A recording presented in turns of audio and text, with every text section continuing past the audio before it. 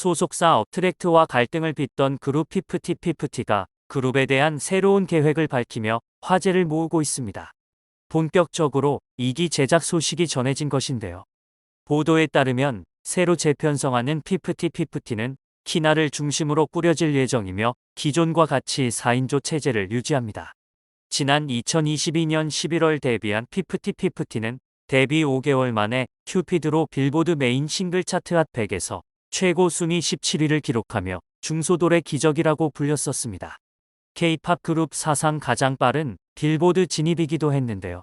하지만 데뷔 7개월 만인 지난 6월 19일 그룹 멤버들은 전속계약 효력 정지 가처분 신청을 내며 어트랙트와의 분쟁에 본격 돌입했습니다.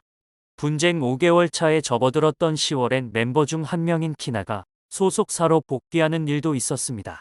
10월 16일 키나는 어트랙트를 상대로 낸 소송을 취하하며 소속사로 돌아왔습니다. 이에 대해 전홍준 대표는 저와 어트랙트는 돌아온 키나를 당연히 받아줄 것이라는 입장을 밝혔던 바 있습니다.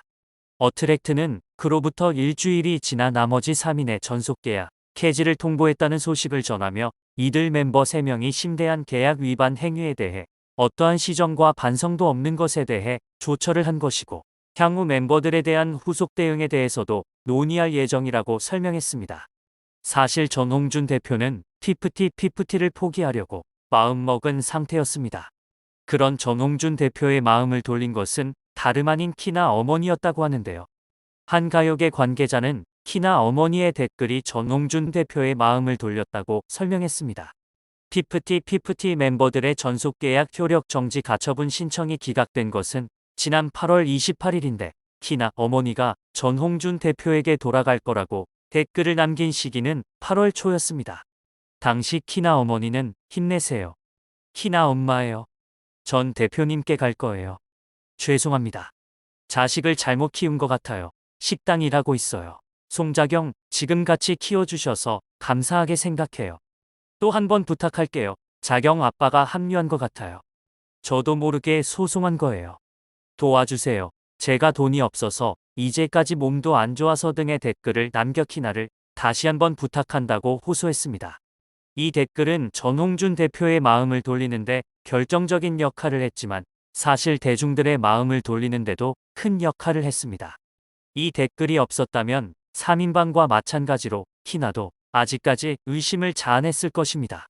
그리고 키나를 중심으로 피프티 그룹 활동 재개한다는 소식 자체가 부정적인 반응을 이끌어냈겠죠. 하지만 진정으로 자식을 생각하는 마음이 엿보인 키나 어머니의 글들은 지켜보는 이들의 마음을 움직였고 피프티라는 그룹을 살렸습니다.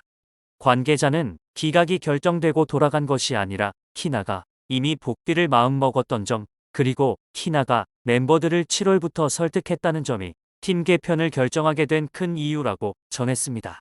안성일 대표의 가스라이팅을 폭로한 뒤 키나는 현재 자숙의 시간을 갖고 있다고 하는데요. 고향인 대전에서 서울에 있는 숙소로 돌아와 숙소 생활을 이어가고 있는 것으로 전해졌습니다. 더불어 해당 관계자는 또 피프티가 빌보드 뮤직 어워즈에 노미네이트되면서 전홍준 대표가 피프티에 대한 불씨를 다시 살리고 싶다는 의혹이 돋은 것으로 보인다라고 덧붙였습니다.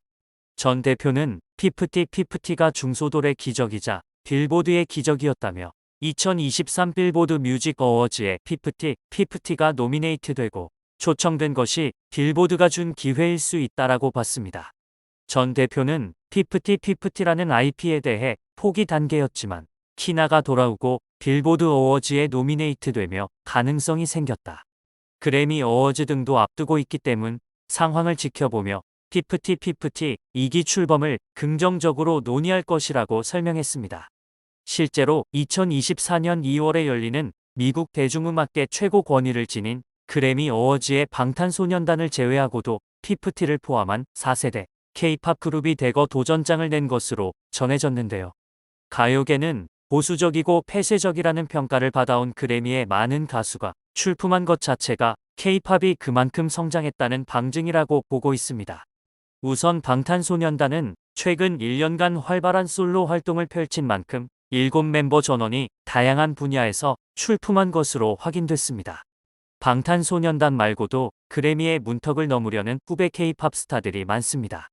피프티피프티를 비롯해 에스파, NCT 드림, 스트레이키즈, 투모로우바이투게더, 트와이스, 블랙핑크, 뉴진스, 있지, 아이브가 출품했습니다.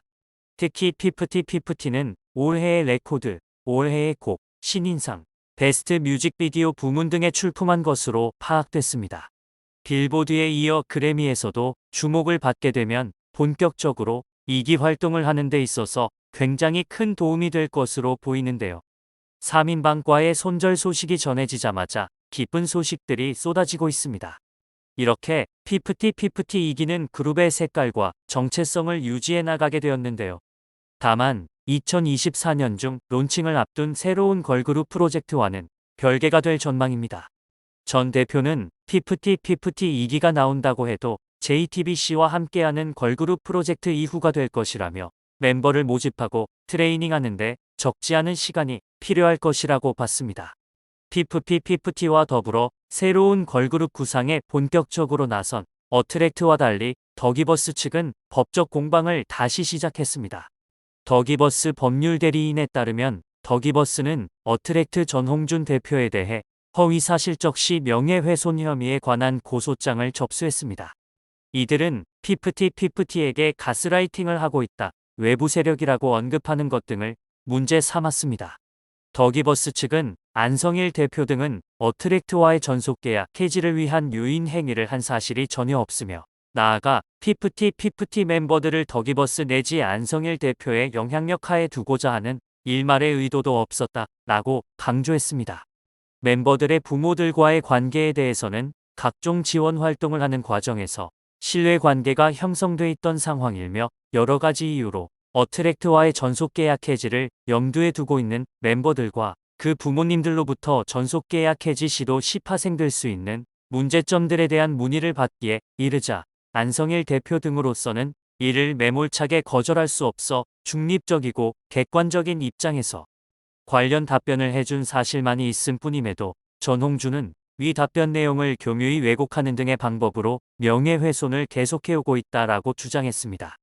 또한 더기버스 측은 어트랙트에 대한 무고와 업무방해 추가 고소를 시사하기도 했는데요.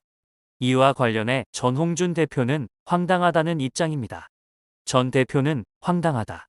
안성일이 멤버들을 상대로 템퍼링을 하거나 가스라이팅을 한 정황을 확보한 증거가 차고 넘친다라고 말했습니다. 더기버스 측의 이야기를 들어보면 앞뒤가 전혀 맞지 않는데요. 가장 눈에 띄는 것은 중립적이고 객관적인 입장에서 관련 답변을 해준 사실만이 있다라는 부분입니다. 이쯤에서 안성일 대표와 키나 부친의 통화 내용을 다시 한번 살펴보겠습니다. 녹취록 속 안성일 대표는 인용이 안 될 경우는 없냐라는 키나 부친의 질문에 가정을 하실 필요가 없는 게 인용이 안 될 거였으면 아예 시작도 안 될 일이라서. 왜냐하면 이게 인용이라는 건 뭐냐면요 아버님이라며 문제가 있어라고 판결을 하는 게 아니라요. 이거 문제가 있으니까 본안에서 따져봐야 되겠네라고 하는 거예요. 근데 지금 가장 큰 문제는 뭐냐면은 아마 형사 고발건으로 구속될 수도 있어요. 전홍준 대표님이라고 말했습니다. 이어 가처분이 인용된 이후에 아마 누군가가 중재가 아마 들어가긴 할 건데 한 번의 룸은 열어줄 거예요. 근데 그 협상의 내용이라는 건 뭐냐면 아이들의 일집에 대한 모든 판권은 넘어간다. 두 번째 이름과 얘네들 계정도 다 넘어간다.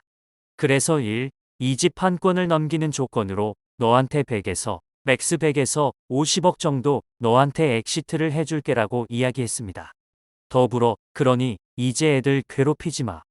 그리고 대신에 외부에서는 밖으로는 애들의 미래를 위해서 나는 뭐 애들한테 좋은 미래를 위해서 놔주기로 결정을 했다. 근데 내부에 100억으로 딜이 왔다 갔다 하는 거는 오픈하지 않고 워너나 기버스한테 미안하다라고 언급했습니다. 또한 안성일 대표는 이게 워너에서 제안할 딜이에요. 그러니까 워너는 그런 입장들을 다 지금 고려를 하고 있는 상황인 거고요라고 털어놨습니다. 이 내용은 녹취록에 담겨있는 내용 그대로를 옮긴 것입니다. 이게 어떻게 중립적이고 객관적인 입장에서 한 답변인 것일까요? 또한 중립적이라는 인물이 어째서 멤버들 활동을 중지시키고 감염 키트까지 자신의 것을 건네면서 거짓말하게 시켰을까요? 게다가 이 사태가 시작된 초반에 안성일 대표 측은 분명 자신과 멤버들의 소송은 전혀 연관이 없다고 주장했었습니다.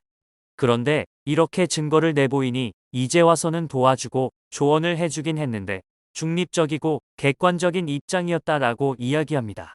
또한 일각에서는 키나가 멤버들의 주체적인 결정이었다고 하는 부분을 두고 템퍼링이 아니었다라고 주장하기도 합니다.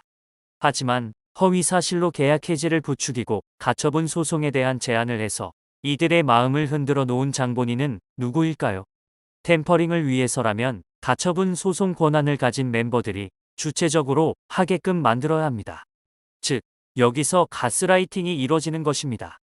예를 들어 보이스피싱 또한 당하는 당사자가 주체적으로 송금하는 것입니다. 보이스피싱범의 이야기를 듣고서 송금을 피해자가 주체적으로 했다고 해서 이 상황이 보이스피싱이 아니게 되는 것일까요? 피프티의 상황도 마찬가지입니다. 주체적으로 멤버들이 가처분 소송을 신청하기는 했으나 안성일 대표의 가스라이팅이 없었다면 그 상황 자체가 벌어지지 않았을 것입니다. 때문에 멤버들이 소송을 진행했다고 해서 템퍼링이 아니라고 하는 것은 억지 주장이 되는 것이죠.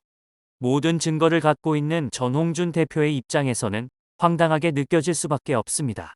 억지 부리는 이 상황이 하루빨리 정리되길 바라며 피프티 2기의 왕성한 활동 기대하겠습니다.